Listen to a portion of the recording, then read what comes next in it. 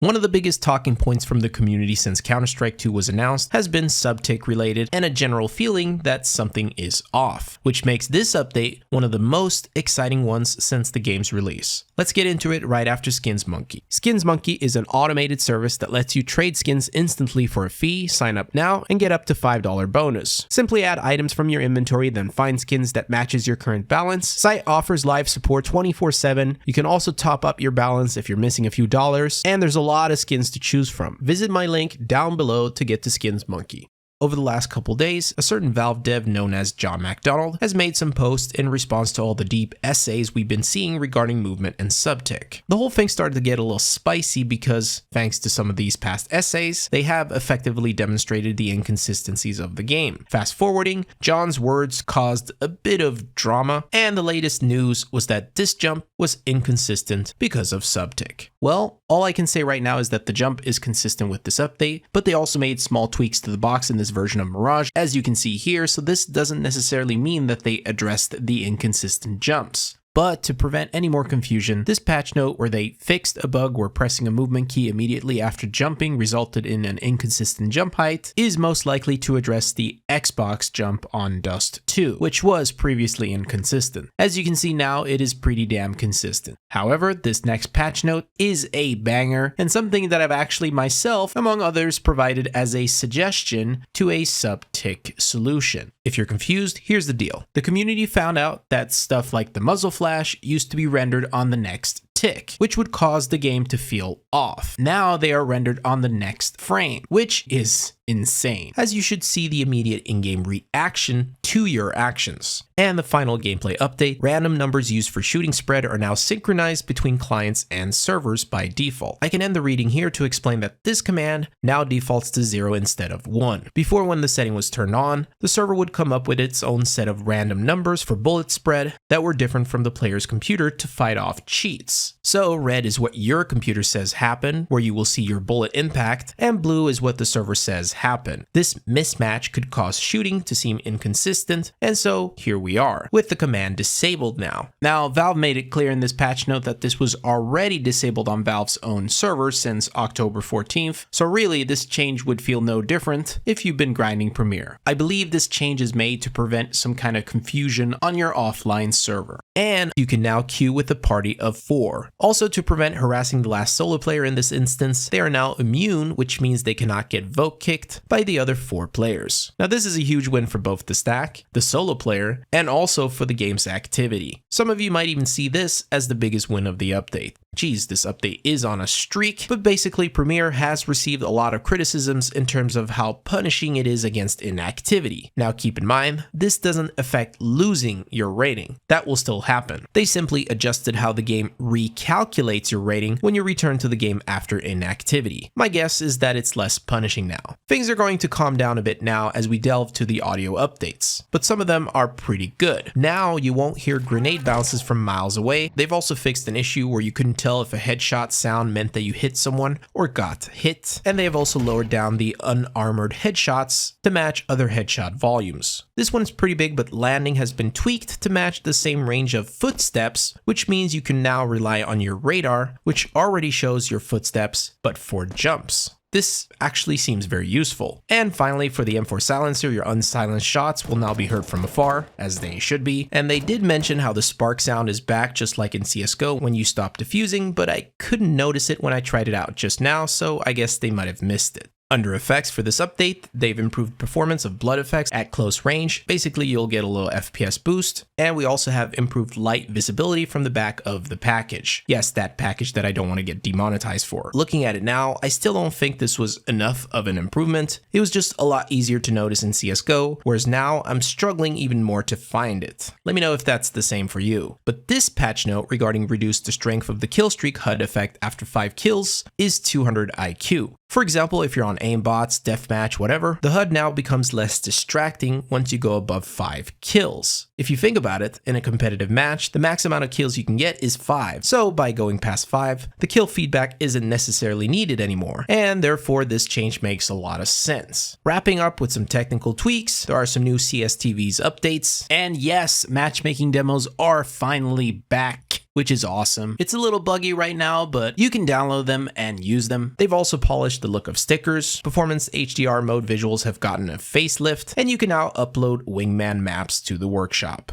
Let me know your thoughts down below. I'm starting to think that this might be the best update we have gotten since the game's release. I'll see you guys soon. Peace.